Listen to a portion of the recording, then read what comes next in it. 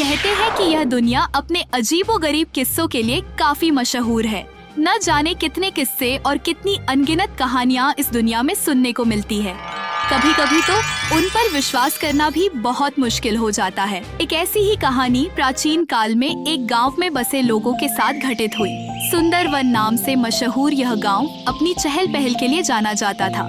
माना जाता है कि इस गांव में सेब का एक बहुत बड़ा पेड़ था। यह पेड़ हर रोज गांव के सभी लोगों को सेब तोड़ने पर एक सोने की मोहर देता था, जिससे हर गांव वाला बहुत खुश था। यही वजह थी कि यह गांव अपने आसपास के सभी गांवों में सबसे अमीर माना जाता था। यह सोने की मोहरों का सिलसिला प्राचीन काल में एक ब्राह्मण साधु के कारण शुरू हुआ। उन दिनों में एक साधु सुंदरवन में आया था। वह हर वक्त भक्ति में लीन रहते थे।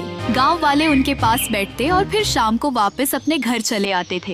एक दिन साधु महाराज ने कहा, आज पूरे 40 दिन हो गए हैं मुझे बिना कुछ खाए पिए। मुझे भूख बहुत लग रही है। जल्दी से मेरे लिए कुछ खाने के लिए लेकर आओ। महाराज, हमारे पास अभी कुछ भी खाने को नहीं है। कुछ महीनों से गांव में काल पड़ा हुआ है। बारिश नहीं हो रही है खेतों में और फसल भी नहीं उग रही है। हम तो खुद फल खाकर गुजारा कर रहे हैं। अरे कोई बात नहीं, चिंता क्यों करते हो? मेरे लिए भी फल लेकर आओ। मैं भी आज फल ही खाना चाहता हूँ।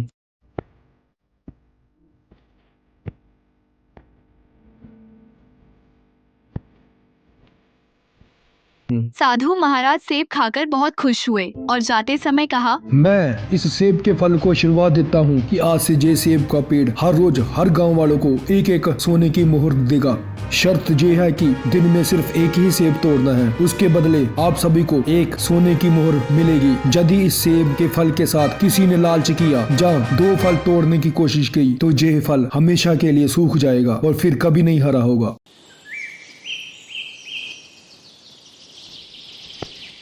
यह सुनकर गांव वाले बहुत खुश हुए। यह सिलसिला लगभग 10 सालों से चल रहा है। सुंदरवन में एक कबीर नाम का लड़का रहता। आज कबीर 18 साल का हो गया है। अब वह हर रोज उस पेड़ के पास जाता और वहाँ से एक सेब तोड़ता और सोने की मोहर लेकर आ जाता। एक दिन कबीर सब्जी मंडी में कुछ सामान खरीदने गया।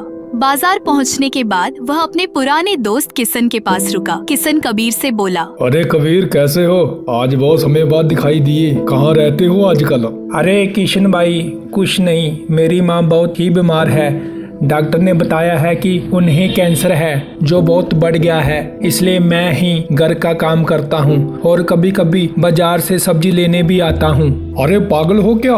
तुम्हारे गांव में तो सेब का जादुई पेड़ है। उसका फायदा कब लोगे? तुम जितनी मर्जी वहां से सोने के सिक्के लेकर अपनी माँ का अच्छे से अस्पताल में इलाज करा सकते हो। फिर चिंता किस बात की है? अरे नहीं, पिताजी और गांव वाले कहते हैं कि वह सोने के सिक्के वाला पेड़ दिन में सिर्फ एक ही सेब तोड़ने पर सोने की मोहर देता है। इसके बाद यदि दूसरा सेब तोड़ा तो वह सेब के सिक्कों वाला पेड़ हमेशा के लिए सूख जाएगा। ऐसा मेरे पिताजी और गांव वालों ने कहा है। अरे तुम्हें नहीं पता, ये सब झूठ है। तुम्हारे गांव को जो मुखिया है वह हर रात 12 बजे उस पेड़ के पास जाता है और जितने सेब तोड़ता है उतने सेब के सिक्के ले आता है, पर उसने किसी को कुछ भी नहीं बताया है। इसी वजह से वह सबसे अमीर है। तुम्हें यकीन नहीं आता तो मेरी बात याद रखना। पर कबीर ने उसकी बात पर ध्यान नहीं दिया और वहाँ से चला आता है। सब्जी खरीदने के बाद कबीर घर पहुँचा और सारी बातें अपने पिता को बताई। कबीर के पिता बोले,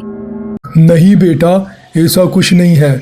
लोग उस पेड़ के बारे में हम गांव वालों को बहुत कुछ कहते हैं, क्योंकि वो सब नहीं चाहते कि हमारे गांव में ये सोने के सिक्कों वाला पेड़ रहे, क्योंकि हम दूसरे गांव से सबसे अमीर हैं। और याद रखना, अगर एक बार सोने के सिक्कों से लालच या कोई हेर फेर की तो ये पेड़ हमेशा के लिए वीरान हो जाएगा। कभी भी ऐसी गलती मत करना।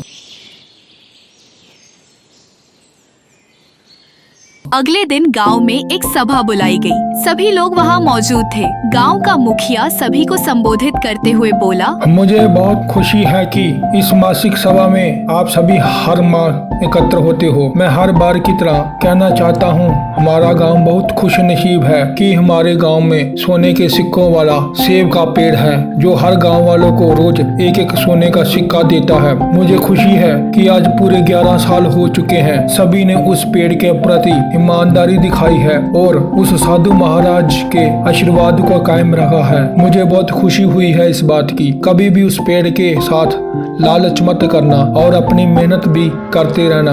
हो सके तो जरूरत पड़ने पर ही उस सेब के सिक्कों वाले पेड़ का उपयोग करना। मेरा सभी को यही कहना है। सभा खत्म होने के बाद कबीर अपने दोस्त सनी के पास गया। अरे सनी, कैसे हो? आज पेड़ से सिक्का नहीं लाए क्या? अरे नहीं कबीर, मैं तुम्हारी तरह हर रोज नहीं लाता। पिताजी कहते हैं कि जब जरूरत हो तब ही वहाँ जाना चाहिए, नहीं तो अपने मेहनत पर विश्वास रखना चाहिए। मैं तुम्हारे जैसा नहीं हूँ।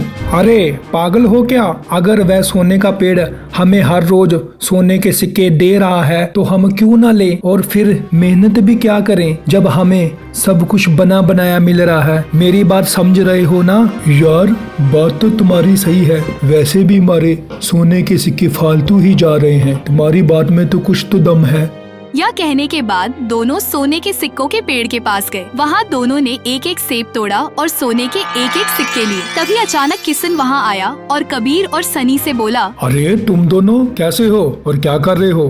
कुछ नहीं, बस टहल रहा था। आज तुम लोगों ने इस पेड़ से सोने के सिक्के ले लिए हैं क्या? हाँ ले लिए। मेरी बात ध्यान से सुनो, मैं कह रहा हूँ कि तुम एक बार में ही सारे सेब उतार लो। जितने सेब उतारोगे उतने ही सिक्के मिल जाएंगे। सुबह फिर नए सेब पेड़ पर लग जाएंगे। वैसे भी इस पेड़ का क्या भरोसा, कब कोई लालच कर ले और ये पेड़ हमेशा के लिए सूख जाए। तुम लोग शहर जाकर कोई अच्छा सा काम करो उन सिक्कों से, ये तुम्हारे भले के लिए है, क्योंकि मैं तो इस पेड़ से कोई लाभ नहीं ले सकता। तुम तो इसका फायदा ले सकते हो, बाकी तुम्हारी मर्जी। यह कहकर किशन वहाँ से चला गया। इसके बाद कबीर और सनी काफी समय तक पेड़ के नीचे बैठे रहे। उनको बार बार किशन की बात याद आ रही थी। आखिरकार उनके मन में लालच आ गया और बहुत सोचने के बाद यह फैसला किया कि वे अगले दिन रात में पेड़ के सारे फल उतार लेंगे। सभी सोने के सिक्के इकट्ठा करने के बाद शहर चले जाएंगे और अपना एक बड़ा सा कारोबार शुरू करेंगे। उसी रात वे दोनों रात को पेड़ के पास गए। दोनों ने मिलकर पेड़ के सारे फल तोड़ ली। हर सेब को तोड़ते ही उससे सोने के सिक्के गिरने लगे। सिक्कों की चमक ने दोनों की आंखें चौंधिया दी। वे जल्दी जल्दी सिक्के समेटने लगे। कबीर और सनी की आंखों में लालच साफ झलक रहा था। जब पेड़ के सारे फल तोड़ लिए गए तो उन्होंने उन्हें बोरियों में भर लिया। अब तक पूरी रात बीत चुकी थी और सुबह होने वाली थी। तभी अचानक कुछ अजीब सा हुआ। पेड़ ने जोर से हिलना शुरू कर दिया और उसकी शाखाएं सूखने लगी।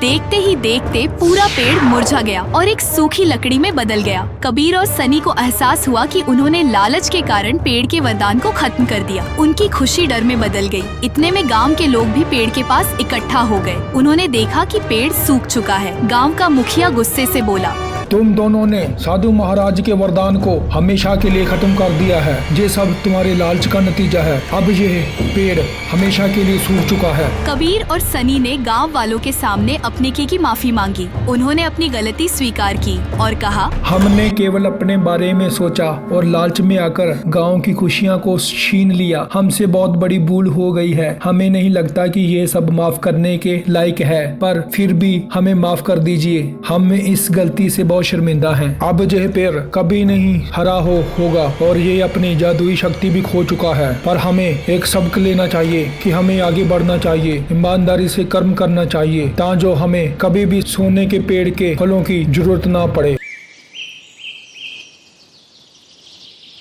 इसके बाद कबीर और सनी ने सभी सोने के सिक्के गांव वालों को लौटा दिए और अपनी माँ और परिवार की मदद के लिए मेहनत और ईमानदारी से काम करने का प्रण लिया। गांव ने इस घटना से सीख ली और समझा कि लालच हमेशा बर्बादी का कारण बनता है।